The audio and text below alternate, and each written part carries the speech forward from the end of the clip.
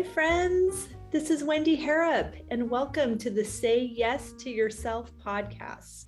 On the Say Yes to Yourself podcast, you'll hear stories from women just like us who are adding the practice of saying yes in their daily lives in big and small ways, and as a result, are experiencing the truth that everybody wins when you say yes to yourself. Saying yes to yourself is a graceful unfolding, an intentional becoming of the very best version of you.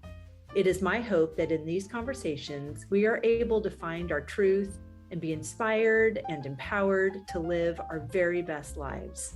I'm so excited to go on this journey with you, and I look forward to finding a bit of our own story in each other's.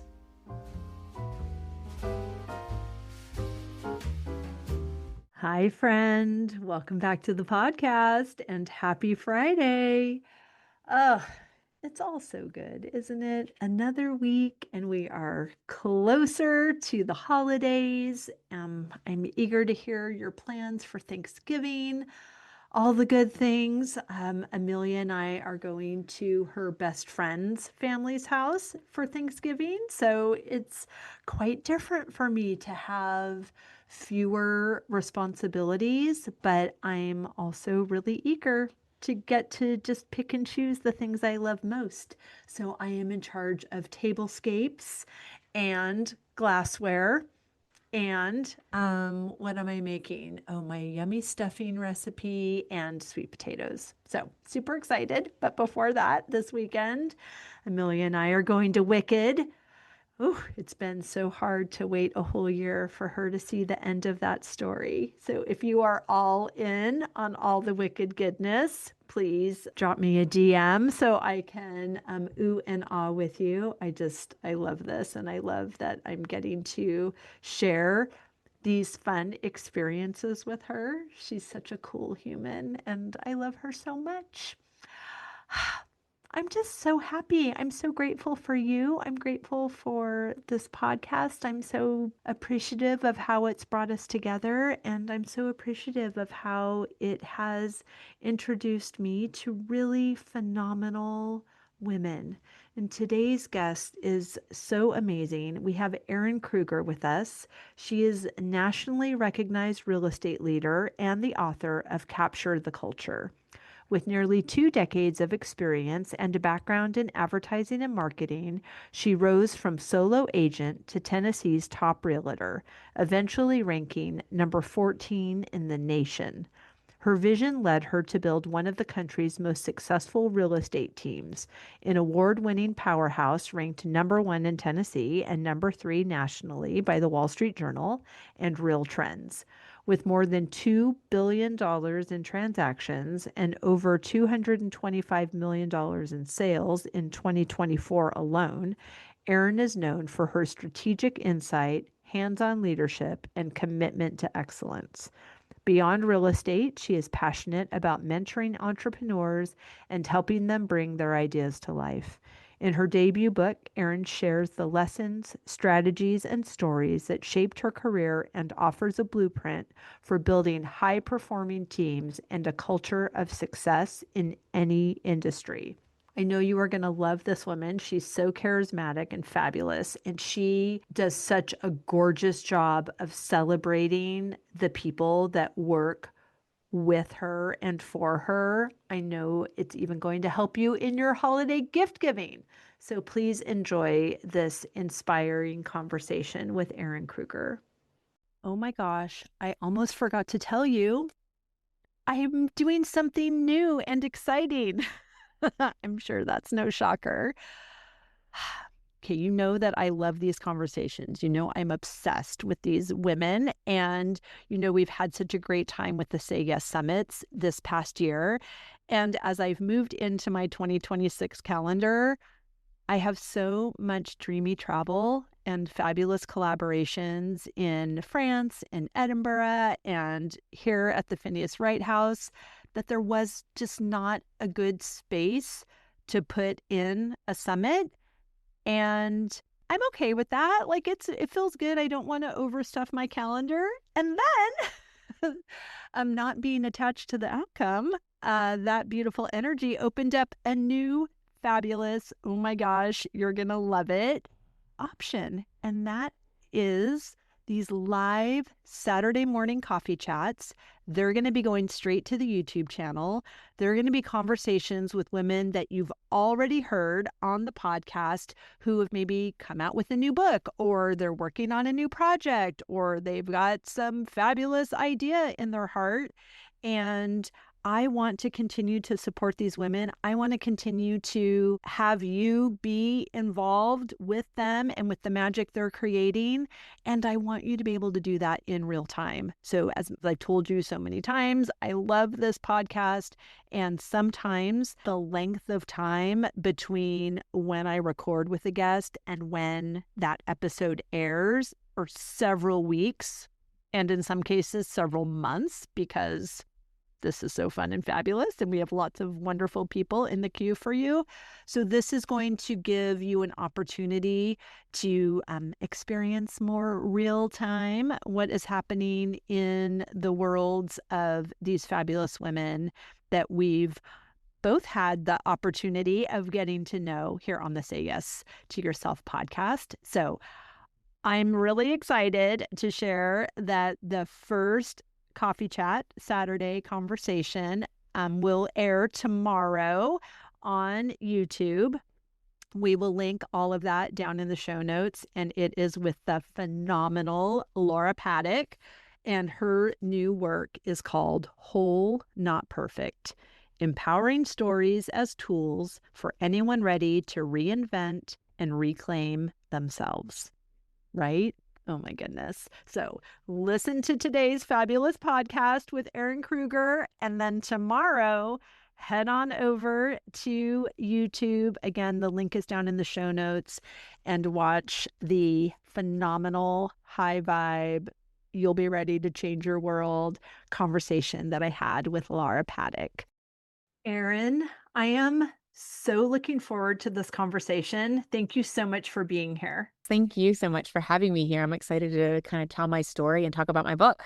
Yes, I'm excited to hear more about it. I started reading it. It was very difficult to put down, but my listeners know I own a historic bed and breakfast on a small flower farm in New England, and that just takes all day, every day, and I do about 14 other things. So I did have to put your book down, but I will pick it back up. I'm really thrilled to hear just the story of getting it all on paper, but also just that whole, the woman you became in the process as well.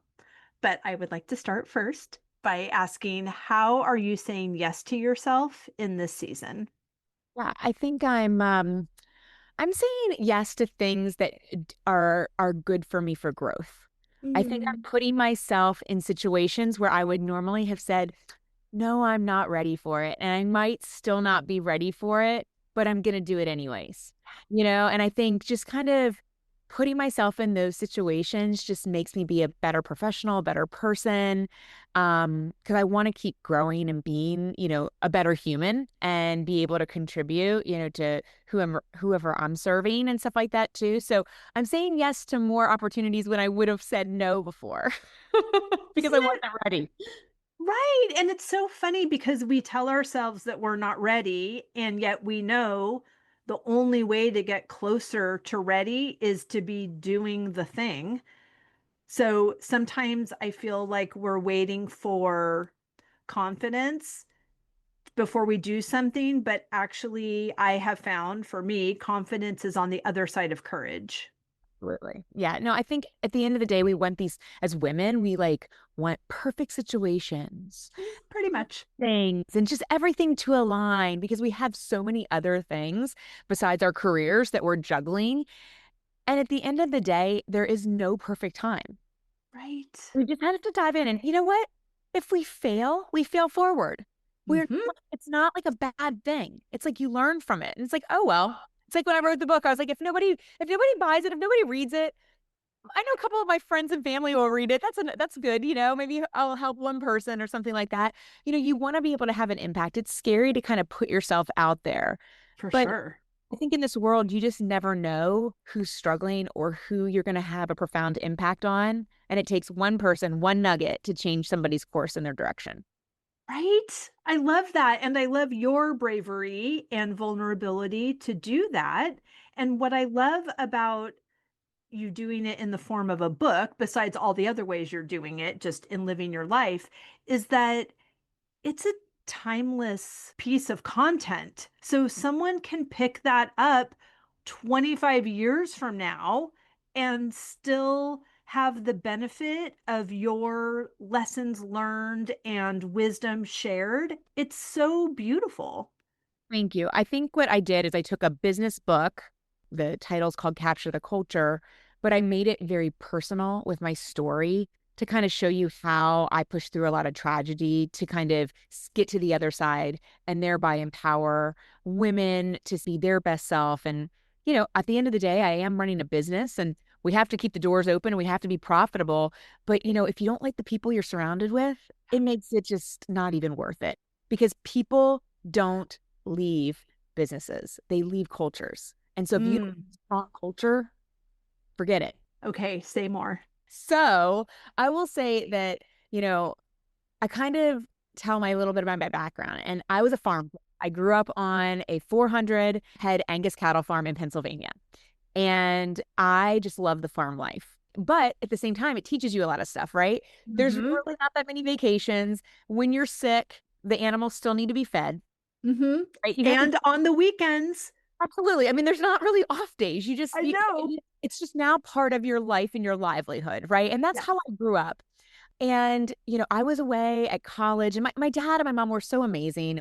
I started as a gate lady at $1 a day.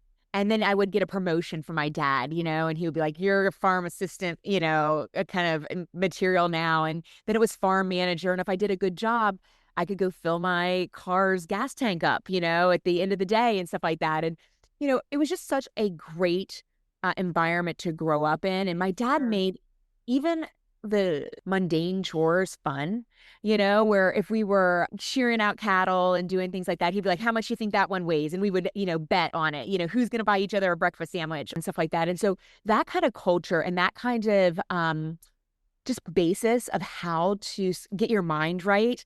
One of the best things that my dad ever did was, I would get up at 5 a.m. on the farm with him and I would hear his heavy feet walking down the hallway to come wake me up. But he never said, get up, it's time to get to work, right? He would say, Right. you want to help dad. And, I'm tired. I'm a teenager. My friends are sleeping in until 10 or 11, right? Right. And I would always jump out of bed. We'd go down to the cold barn and it was dark and he'd flip on the radio and it would be the oldies station and he'd hold out his hand and we would do the jitterbug in the hall Oh my of the barn. gosh. And what I learned, I didn't know it at the time. I don't even know if he knew it at the time. But what he was doing was he was like changing the energy up, right? Like we're tired. It's cold. We got to get going. Well, after you do the jitterbug and you're laughing and you're dancing around, you've got energy, you're ready to go. And it Right. is everything. And so for me, I've learned that I need to change things up. I need to change the culture. I need to check in with my culture as I'm growing a business and things like that. And so what ended up happening was when I was in college, I got the most devastating news anybody can ever, have as a young kid. And my parents were involved in, a very tragic car accident. My dad was killed instantly. My mom became a quadriplegic and died a year later. I'm so sorry. I was a senior in college. My sister was a junior. She played college basketball. They were coming back from my sister's college basketball game from Mm. supporting their children. And it was awful. Like there were moments where I was I was on my knees, just For sure. because not only did I lose my parents, now I have their business to run. I'm trying to graduate college and I'm trying to help my sister, Yeah. who's grappling with her own sense of guilt and things like that. And what I learned is that we all have stuff, some much more greater and horrific than others. And I never ever said what worse can happen because it can always get worse, For right? sure. Like you never say that. Um, Right. But what I did do is, even though I was 21 when this happened, is that I did say to myself, Oh my gosh, I'm so thankful for my parents because they made me be a strong, independent woman, right? Hmm. Who can think on their own and stand on my own 2 feet and do the things that need to be done, even if it's a difficult day, better days are ahead, right? For sure. And so I took that they like gave me and I went into the corporate world. And as a young 20-year-old, I was making strides in advertising and marketing. And I really thought I was kind of like living the dream. And one day my boss, who was a 50-year-old male, came into my office and he said, I need you to copy this competitor's commercial, frame by frame, shot by shot. And I'm like, I write the commercials. I can do something better. They're copying our product. We're going to copy their commercials frame by frame. I was like, no, we're not going to do that. And he's like, no, you are going to do that. And you're going to get your holiday bonus early. And I'm telling you, I felt two hands cup on my shoulder. And I know without a shadow of a doubt that that was my parents. Love it. And I said, no, I'm not going to do that. You're going to have my resignation by the end of the day on your desk. And I walked down the hall and he yelled to me, what are you going to do? And I turned around and I don't know what came over me, but I said, I'm going to go into real estate. And so I went headfirst into real estate. 6 years later, working really, really hard, I'm at Costco of all places. And I run into him and he says, Oh, I see your signs everywhere. Like you're doing well. I feel like I'm responsible. And well, a kind little bit of of. a narcissist, right? Right. You're the catalyst. And so I just remember my mom said to me one time, she's like, even when somebody says something so stupid, sometimes you just smile and just walk away, right? Just it's better. And so I just smiled and I said, you absolutely were responsible. Great seeing you. And I just kept going. Right, because you cannot argue with that. And like everyone gets to believe what they're going to believe, regardless of if you're right or they're right. So, yeah, don't waste your energy.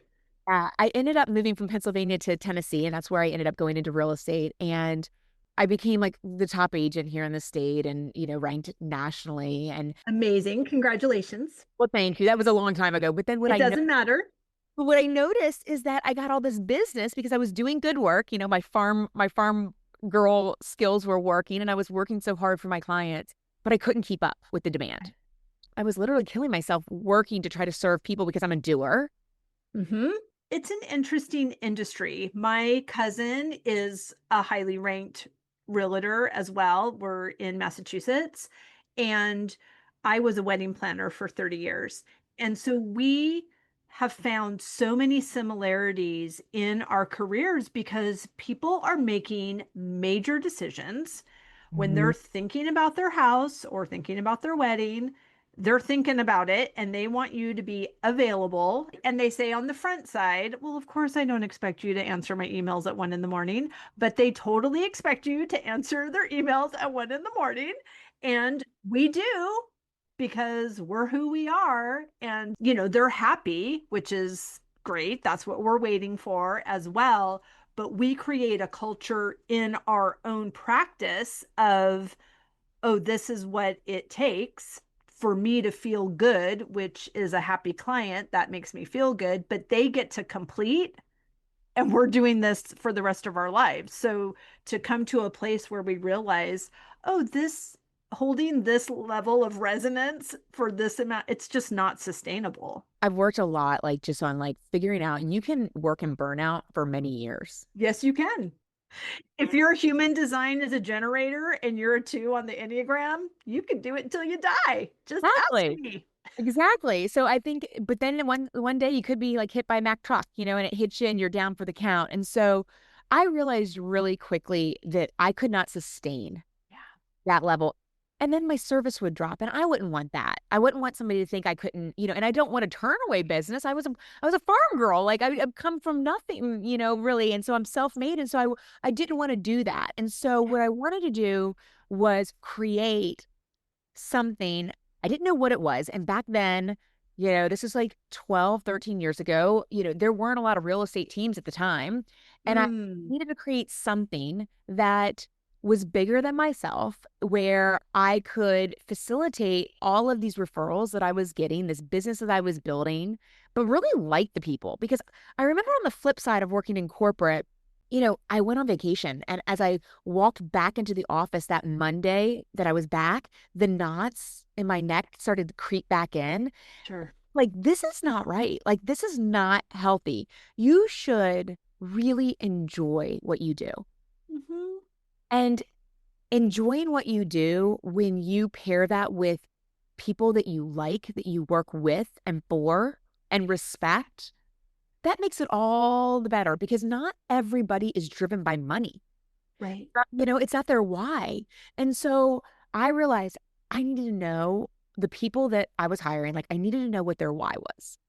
You know, what's their love language? Like, do they love praise? Is money their driver? Is it just time off? Is it just appreciation and just, what is it? Is it dropping a purse or a bauble or something to say you've done a good job? Like, what is it?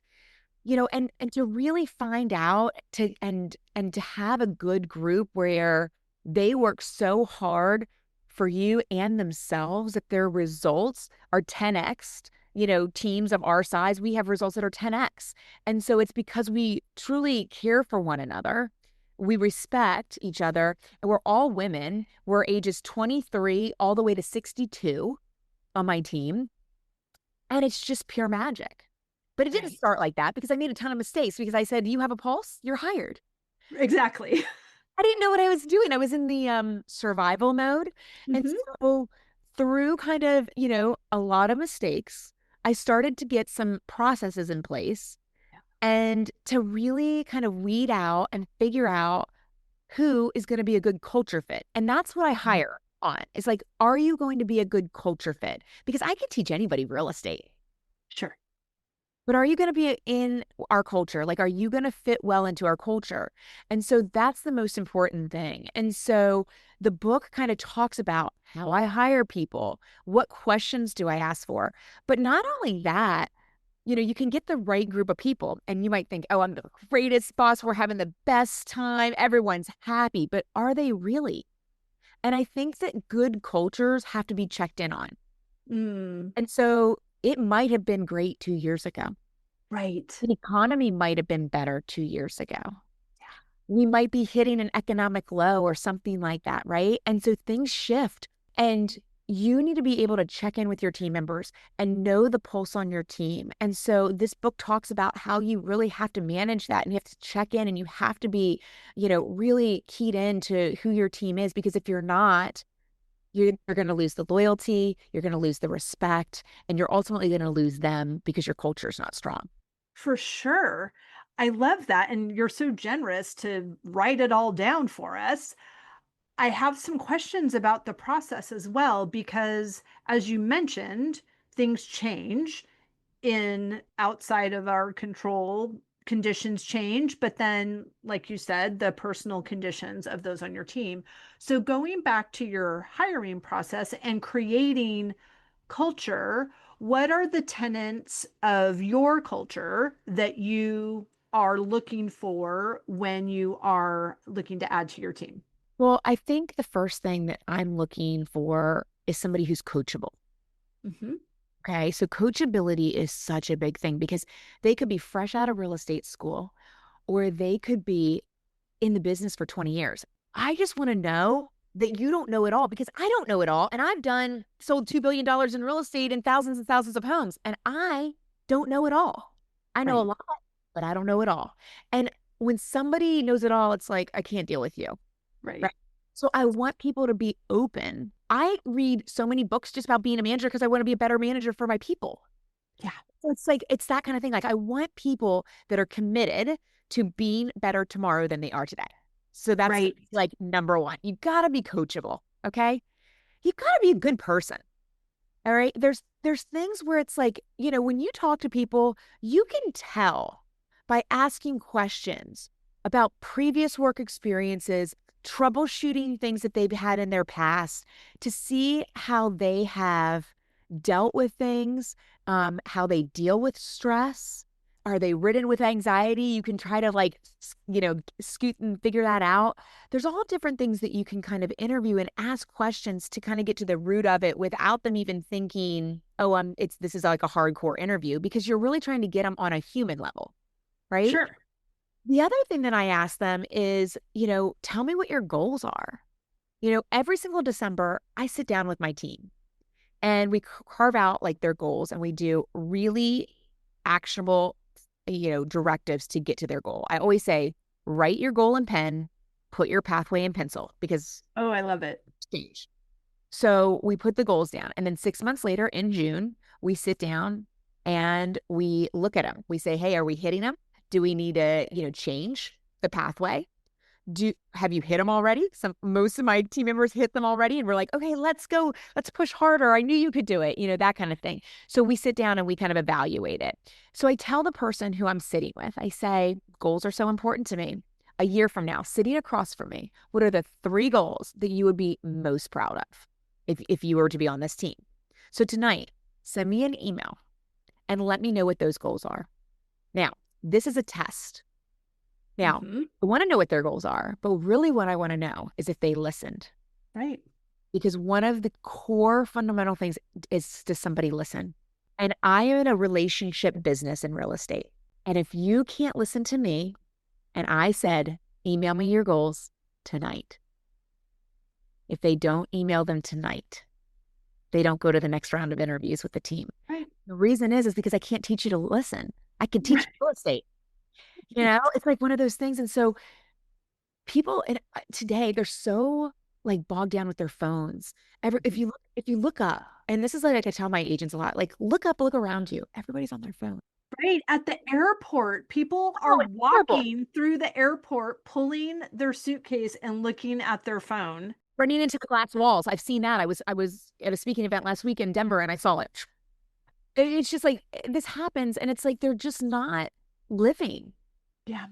They're just so, into their phone. And I think that like it's so important to be able to kind of look around you, listen, take it all in. You're just going to be a better person, a better professional. Like I am somebody who answers my emails and I answer my phones, but I also have boundaries. And it's very, very important to protect your space, because I need to be the best version of myself for my family, for my team members. I mean, I was up this morning at 4:30 in the morning. I don't like to be up at 4:30 in the morning, but I got my workout in because I have a big day today, and that's important to me. Sure. I always say, if you want to, you will. And I use that as a guiding principle, even when hiring, right? So like if they wanted to send in the email of their goals tonight, they will. If they really want to be a part of this team, they'll do it. And if they send it 2 days later, they didn't listen. That has served me.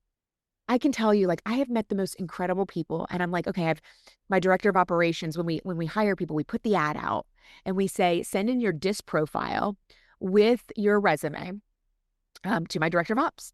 Well, a lot of times people will say, well, where do you get the DISC profile? Well, that's the first test. You got to Google it. Be a problem solver. So that's the first test. So the DISC profile, if people aren't familiar with it, it's a personality profile. Basically, it allows us to find out, are you a pleaser? Are you dominant? Are you somebody who craves organization? Like you just want to be in your little bubble and you just want to make it all super perfect and all the things. Like, but I need to know what position I'm hiring, if it's an admin staff or if it's an agent, where they flourish, right? So that's the first thing that we do. So we look at that, and then Sarah interviews them. She'll maybe interview 7 or 9 people, and then she'll take the top 3 or 4 people and she'll send them my way. And then I do my test, which I described, and then I whittle it down either and they may all send in their goals and they may have all listened, but then I have to whittle it down and I put my favorites in front of the team. And so my team is about 12 people and we have about 9 licensed agents. And so I have the licensed agents sit down with the candidate. And I tell the candidate, interview them as much as they interview you. Ask them anything about me. I want you to know everything. I was like, is Erin horrible to work with? Like, tell me, tell me struggles. Like, I want you to know, because I'm committed. I don't want you here for a year. I want you here. Right. I want you here to learn and grow with us and to be a part of something. we're growing something, right? Like I want them to be excited to come into work. I want them to want to learn. But I also know as my team has grown, those agents are also going to be that agent's mentor and they're going to invest time. And so they need to be in on the hiring. And so I allow my agents to interview them and then text Sarah and I, yes, no, and why. And it has to be 100% buy-in. Oh, fantastic. You think about it, 23 to 62, different perspectives, all different things. I mean, I've got one person who thinks she's Dr. Phil in the group. She self-diagnoses everybody. She's like, I think maybe, and then you've got somebody who's like, I think that they're lovely. But I always say, give me your gut instinct, because I do so much on my gut instinct and it doesn't fail me. Because like, if you really, really get to know somebody and you're asking the right questions and you see their enthusiasm, you want enthusiastic, passionate people around you. I don't want Right. negative Nellies or negative Nathans. They're going to drain me. Yeah. I mean, that's why you're the boss, Yeah. because you're not available to work with that kind of energy. Exactly, exactly. And so it's just so important that we hire correctly. And so the team then feels like they have had a say, and then they are really excited when they start because they're going to help them be the best version that they are going to be.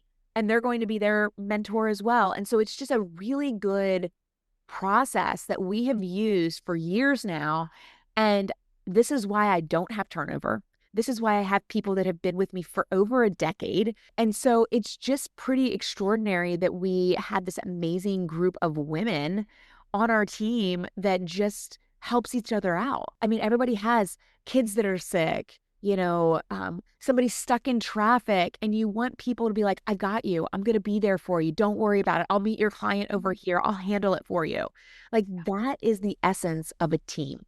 What I love is that even though you've grown this team and you are wildly supported, it didn't necessarily collapse your workload. It shifted your attention. And what you're doing is also life giving to you. So we're growing teams not because we don't want to be the person that's managing the calendar or whatever. We're growing teams so that our impact can be greater, so that we can be in our zone of genius, not in our zone of competence or our zone of excellence.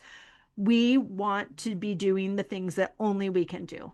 And that's how bringing team together allows you to do that, and also models for everybody.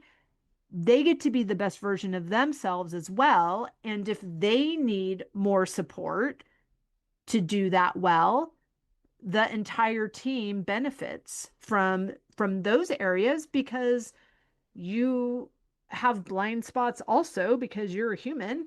And there might be some more needs on the team that weren't identified by you specifically, but because you've done all of this groundwork and are so invested in this group of people, that they can bring feedback to you as well, that you're not having to outsource or go outside of that group of people every time something needs to change. Yeah, and I think it's really powerful that you said like that they can bring back feedback. I think that that's really super important because, and this is where a lot of managers and a lot of CEOs and a lot of team leads, they don't like when somebody gives them feedback because a lot of them are type A personalities and very on the DISC profile, they are a D.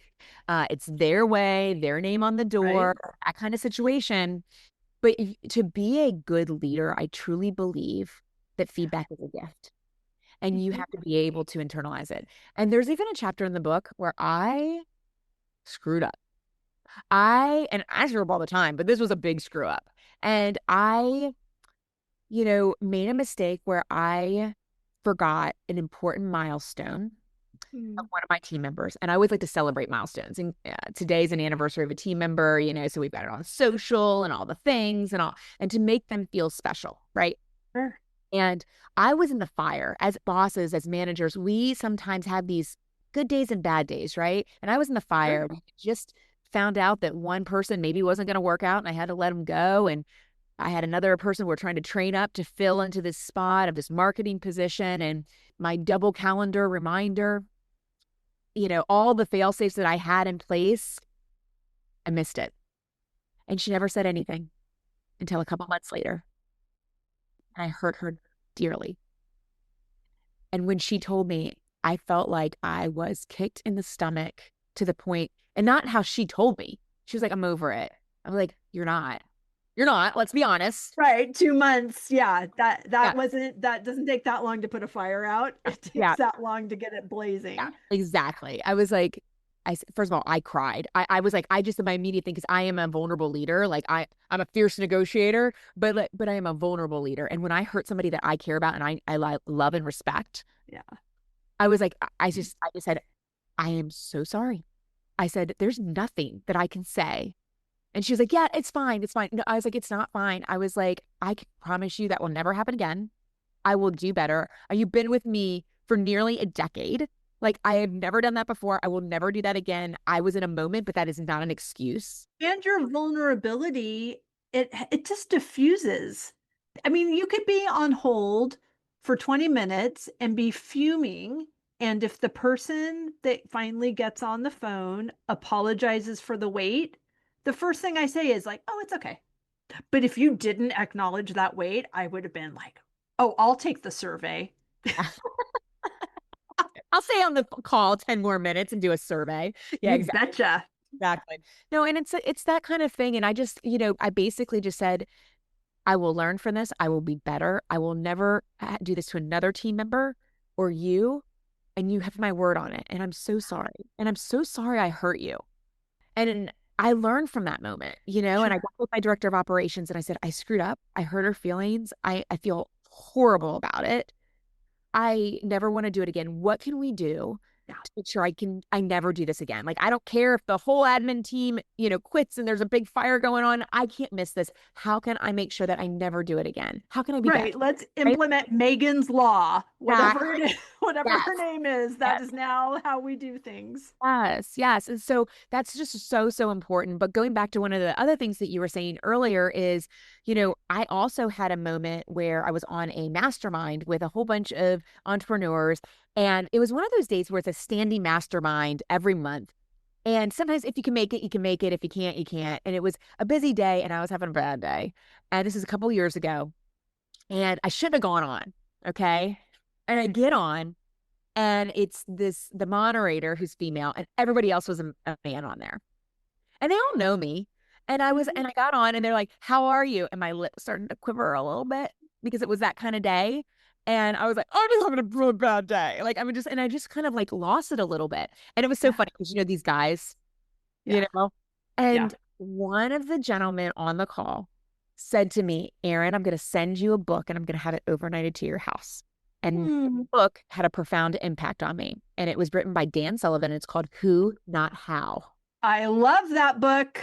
I It's know. the Okay. best book. Oh my gosh, the one portion that said anything that you're procrastinating is the universe telling you that you should delegate that. Like, done, check. Thank Yep. you. And that was the secret sauce that like Mm. changed so much for me. I have all of these like big ideas about like because I'm an entrepreneur, like thinking about okay, growth and doing this and doing it well but I also don't want the service to falter, right? Right. So I need to get the who's to get Yeah. the great who's, the people that do it better than me, right? Yeah. To get the how done, to get the big idea done. And that was just such a powerful moment. But if I didn't decide to get on that mastermind and didn't decide to be vulnerable at that moment, I would have never. Right. Yeah. And I will tell you, I saw that gentleman in Denver not too long ago at a conference and I told him, I said, that had a profound impact on me when you sent me the book. So much so I didn't know it, but this is the way that life is. Fast forward many years later, I am speaking at CoachCon, which Dan Sullivan is his coaching program for entrepreneurs. And I'm not a client there, but I was asked to speak. And I got off the stage and there was this big line of people that wanted to talk to me. And, some of the CoachCon people came up to me, including Dan Sullivan, and basically said, listen, I want to introduce you to my publisher. Like, you've got a story to tell. And Yay. crazy is that? Like years later, kind of comes back full circle. The book that I read that was so powerful has now led to a book that I have written that hopefully will have an impact on other people as well. And so it's just super, super special. And that's how beautiful the world works too. Yes. If you put yourself out there and you say yes to opportunities that scare you to death. Yes, it's so true. I love this so much. And I love just the opportunity to retell stories like that. Yeah. Of course, they have an impact on the listener, but they have an impact on you because they remind you of what you already know. Like, Yeah. we know too much about God to think that this is not going to work. Like, we are called to do this. We have impact. We are in contribution. This thing that feels hard, it just feels hard because God has a different opinion about the same subject. So we can shift our attention, we can shift our focus, we can shift our emotion about that same thing and trust. Like, overwhelm is a sign that I am relying on my own strength. And Yeah. I know a solution exists. So I am going to let go of the oars and stop trying to row this canoe upstream. I'm going to let go and the boat is going to right itself. I don't even have to row downstream. I just have to let go. And it is going to be immeasurably more than all I have asked or imagined. I agree. I agree. You're so right. I love that. I love you. This is so fun. It's so fun. It's real. I love hearing these stories. I love the way that you are impacting this industry. And I love that you have written a book that, of course, is in service to people that are building their real estate teams, but it's in service to any entrepreneur building a team. It's in service to me. It's in service to our listeners who have big dreams in their hearts, that are knowing that the dream is bigger than what they can do on their own, and they need team, they need support, and we want to build those teams with a culture that is going to invigorate us to keep visioning and invigorate those around us to keep meeting their own goals and needs in the process. Yeah. And also just like being in a mindset of appreciation is so important. I think so many people miss that. Right. And I think it is so, so important. I remember many, many years ago, it was actually one of my first years that I had a team. I didn't even think I called it a team back then, like that it was a little business that I had, and I wanted to do something special for the holidays for them. And we were at our conference room and had little bags, and in the bags, I had these leather passports with their initials on it. And so I put them all around the table and I put it in there. And I said, you've all worked so hard this year. And I just think that it's time to take some time off. And we're going to go on a girls' trip to Tulum, Mexico, all expense paid on your Fun. boss. We're going to have the best time and we're just going to like relax and just really celebrate the amazing year that we had. And as the boss, this is like, 10, 11 years ago, I thought they would be screaming, dancing around and everything. What I noticed, and it hit me like a ton of bricks, is it was like silence, but I saw tears. Oh. I realized at that moment that they have never felt appreciated to that point before, whether it was in other careers, other things. And I just was like, are you guys not excited? They're like, we're blown away. Like, nobody's ever done this for me before. And I realized then, like, oh my gosh, like, Right. I have to do this and so much more. Yeah, Right. done. Thank you. So, Let me update my goal sheet. exactly. And it's just like, so every year since then, I have taken the team away to either Mexico or the Caribbean, an all expense paid trip. We do it every January. If we hit our goals, and every year we do, no matter That's the right. conditions, we always do. But it is just a way that recharges, refuels them for the new year. And they just have a profound appreciation for the team and each other. It is unlike any retreat that you could do or anything. It's just the most amazing thing I've ever experienced. And so we do that. We also do, spa days, or they think they're coming in for a training and I've got a limousine out back and we're going to go have a lunch and do a spa day. But I remember one of the most special Christmases we had done. I had, of course, taken them on a trip, and that was their big trip, but I always like tangible, like to give them something too. And we have a saying on our team: some days are dirt, some days are diamonds, but most days are diamonds. Okay. Love it. And so I put down like a little jewelry box next to every single one of them. And I said, I just want you all to know that you're incredibly precious. You're brilliant. You're strong. And you're so precious to me. And I never, ever want you to dull your shine. And I said, for that reason, I got you all diamond bracelets and I want you to So look, fun. just know. And maybe somebody can't be as extravagant as that, right? Maybe it's just, a gift card. Maybe it's a little bit of extra in their paycheck. Maybe it's just something that says, you know what? I don't know how you do what you do, but like you're amazing, Right. right? Like just those little things are so important. Like people like just look like they're screaming, they're excited, they're like, oh my gosh. Like, and it's just so important to the people that work hard every day to like appreciate them and reward them. It's just something that leaders need to be able to do and do more and do on a routine basis. Now, there are those moments where you're like, well, Erin, well, what if my team is not doing well, right?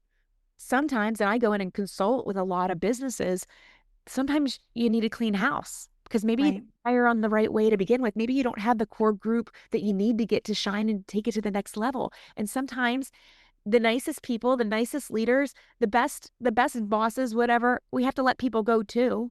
Yeah. Doesn't mean that it needs to be adversarial. It doesn't need to be bad, but we have to make decisions, so if there's a bad apple, they're not going to spoil the bunch, right? Because negative thoughts, negative talk can infiltrate a company, can take down a team. And it is your job to know what's going on. Like I said before, you need to check in and manage it and just know what's going on in your team so it's completely running in the best way possible. Right. And it's always a double blessing. So anyone on the team that is spreading this negativity does not want to be there. So do everyone a favor, including them. I mean, sometimes it's on your team. For me, it was my marriage. My courage set both of us free. Yes. Like, Yes. you're not happy. And I think a lot of people struggle with that. I talk to a Yeah. lot of business owners about how to fire somebody Mhm. appropriately. It Right. doesn't have to be adversarial. I mean, I Right. have sat people down and be like, what's going on? Talk to me. Because is it a people thing or is it a process thing? Right? Like, Mm, like, you have to know and get to is it you?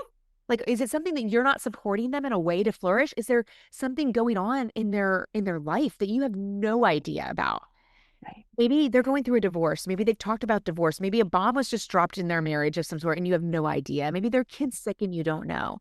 So there is the time to be have empathy and sit across somebody and say, I chose you, I believe in you, but talk to me about what's going on because what I'm seeing now and a year ago, your work is very, very different. But I want to talk to you about this. Can we get to a place where we can make some changes to get back on the right pathway? If they're open to that and I'm open to it, right? Then we carve out a plan for the next 30 to 45 days to see improvement. Mm, Okay. I give them that chance because I believe in them. I chose them to begin with. They go through this rigorous interview process. We invest so much into them. But if I can sense they're just not on our boat, they're just not on our bus, if you will, right. I'm going to say, you know what? I hope to do a deal across the table with you, but this team is just not for you.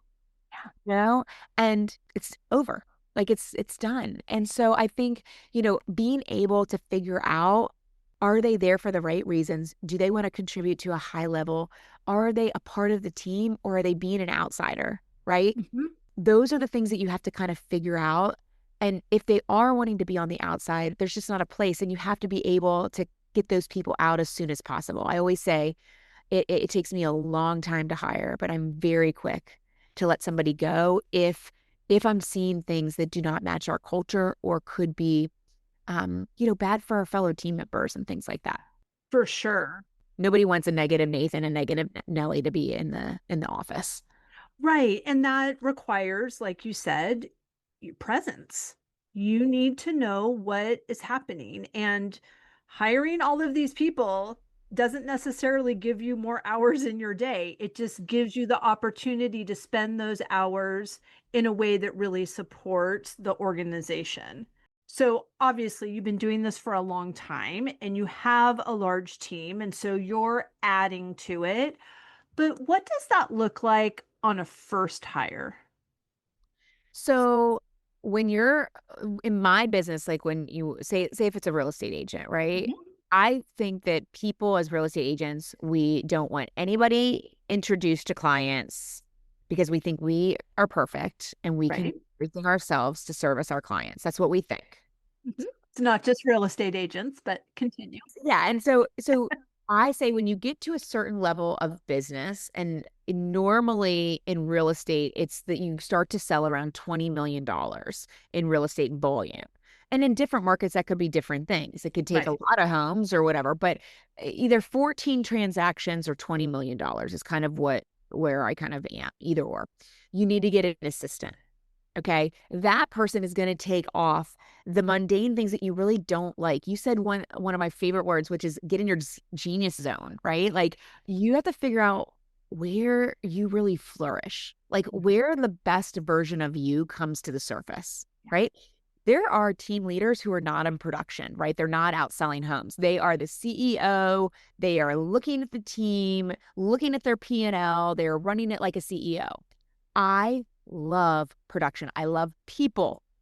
And I don't care if it's a $30 million listing or a $300,000 listing. I'll sell anything and have a lot of fun doing it because I Yes. love people. Because to that person, it's their most incredible asset, right? Right. Very serious. I take it very serious. And so I think that you need to pair yourself with an assistant first because take the paperwork out of the equation, take the office stuff out of the equation, do what you do best. Because Right. you do what you do best, you're going to be a magnet to business. More stuff is coming your way. And then you start to hire the other people, the who's to get the how done, right? And Right. along the way, I always say set up systems and processes. And some people are like, I'm too busy. How can I set up systems and processes? The number one thing for any entrepreneur to do is to take out their phone on their voice app. And as you're doing the process, speak it out loud and say what you're doing. Okay. When I get a new client, this is what I do. I put them in my system and I do this and I log this. Or if I'm showing a property, this is how I show a property. I don't drive in first. I let them drive in first. I park on the road. I want them to drive into the driveway. Certain things, details matter. And so you put this down and then you send it to your assistant and your assistant puts it into a checklist. You look at that checklist, you modify that checklist. And I have checklists that I started with 10, 12 years ago. I've been doing real estate for 20 years. But when I started a team about 12 years ago, that checklist has been modified. I think we modified it yesterday. We are constantly wanting to be better, right? Sure. The client may never know that there was a mistake in the background, but we know that we could have been a little bit better over here, right? And so we're always tweaking it and trying to be better and stuff like that. And so that's how you grow. That's how you be better. And that's how you can handle a lot of clients because it's the who's that you're going to hire, but it's the process that you've already put forth. So they don't Right. see Erin and deal with Erin all the time because they have all these amazing agents that has Erin's systems that have been worked for 20 years, right? And so Yes. that's when you can start to grow your business at a really, incredible rate and have really great results because people are following the checklist that gives them the results and the service that they deserve. Oh, it's so good. And it helps them do the job that you want them to do because you've trained them, not just expected them to read your mind. Totally. Totally. Oh, it's so good. Thank you. Thank you for that. That's super helpful. I love that. I'm going to implement that right now. Even good for us because sometimes we have the process in our heads. A Mhm. lot of people are like one man shops and they want to be able to grow and do it. And they're like, maybe I'll get an assistant one day, but I am the assistant. Listen, with all of these amazing technologies that are out there, you could Mhm. literally take a voice app and throw it into Chat GPT and say, take this voice recording and please put it into a checklist format. There's your assistant for you, putting it in. Yep. It's not going to be perfect. You're going to have to go in there and fix it and change it. But there you've got something. We just have to do things to kind of make our life easier. Right. And it also makes you not sound like a crazy person continuing to say over and over and over how the way you wanted it. If it's written down, like all the emotional charge is taken out. I mean, I'm going to do this right now for I have an 11-year-old, and we've decided that actually she decided many years ago that she wanted to take on more responsibilities in the house, but I apparently have some control issues around laundry and dishes. And so I'm going to exercise this muscle and let her do this. But if I create a checklist, then it's not me saying, don't do that, don't do that, don't do that. So Right. it's perfect. I love it. Thank you. I'm going to implement it for what I do after I record a podcast and how I separate laundry and what There does you go. go in the It dryer. applies it applies at home and at work. And so I think the other thing is that, one of the things I'm having my team members do now is, they're rocking and rolling in each of their positions and they're just masters of their own area, right? But what I learned by going to another conference is I work a lot with succession planning and like planning your business, like in case anything would happen to you or you decide to retire, like you have a book of business that's worth something, right? But you need to make sure that, anything can happen at any time. Something could Mhm. happen to me, it could happen to my director of ops. So what's important is even though we have these checklists, every 6 months, I am now implementing that my team members have to take a moment and they have to do some self-recording video tutorials of actually doing it too, like on the Mm, computer, like if it's something that's like admin in a software system. So you not only have the checklist, because remember, like who is the person you're hiring? Are they an auditory learner? right. And it's like now you're being able to give this tutorial, a checklist, and a recording that shows both things. It's like fail proof. That's right. So it's like, so we're just trying to get better and stronger to be like, oh, we got a video for that. Here you Right. go. Because also my time is valuable as well, too. Mhm. So I can be doing what I'm doing, which is back in my genius zone, Yeah. focusing on what I do best, which is bringing in the business and doing all of those things. And they're then learning, a certain area or a certain skill that needs to be done that's been done on the team over and over again. Yeah. It's brilliant. I love it. Yes, my skills are not best used in the laundry room. So Mine yeah, either. right? It's so good. I'm really good at it. It is my zone of excellence for sure, but it is not my zone of genius. Which, listener, if you're wondering, that is from Gay Hendricks' book, The Big Leap, which is another excellent read. So Dan Sullivan, Who Not How, which in fact he didn't even write the book himself. He No. he hooed that out That's as that's well. the best part about it, right? It's like, It and then if you listen is. to the narration too, it talks about that. It's just it's brilliant. It's brilliant. It's brilliant. And they've done so many books that way. It's fantastic. Oh my gosh. Erin, I could talk to you all day. I have loved this conversation. Please Likewise. tell everyone where they can find and follow you, how they can get their hands on the book. Absolutely. So the book is called Capture the Culture. It's everywhere books are sold. Amazon, our Audible is out now. You can listen to it on Spotify, all the things. Let's see. As far as real estate, Erin Krueger team, you can Google us. You can find us anywhere. We're in Nashville. If you're looking to buy or sell there, we're glad and honored to help you. I do have a lot of valuable resources on my website at capture-the-culture.com. That one has a lot of tests and quizzes for you as a leader. So if you want to find out what kind of leader you are, it's really eye-opening. I encourage you to take it. It's free on the website. And then you also can download really great surveys that you can put into emails for your team members to find out what kind of leader they think you are. Remember, feedback is a gift. And sometimes if it's an anonymous survey and all of those type of things. So we're trying to give really valuable insight and we're going to be keeping up with a lot of great quizzes and a lot of good resources to kind of help team leaders take their business and their cultures and their teams to the next level. Oh my gosh, I love that. You're so generous. We will link everything down in the show notes. Thank you so much, Erin. Thank you. I really appreciate it. This was great.